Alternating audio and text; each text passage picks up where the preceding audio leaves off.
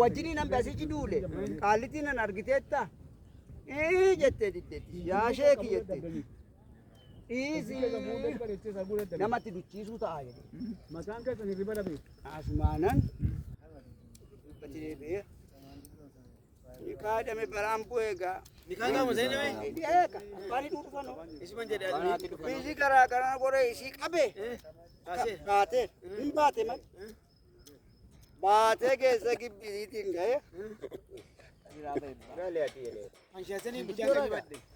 isaan fuudhanii dhuganii godha jira jedhina waaman godha jira caatii suusee kaadhee sirra jirtu jedhee haati huddee Bena. gakka'ee mana ishee tamaam naqe achitti dhaqee dubbisee Dubbii galeera lamni Natti qabaarabe. Ajmaana bee. qaamitu immoo garaa keessa kana keessa waa itti fattu hin ta'u. Miidhaan namaa yoo tole dhuguma.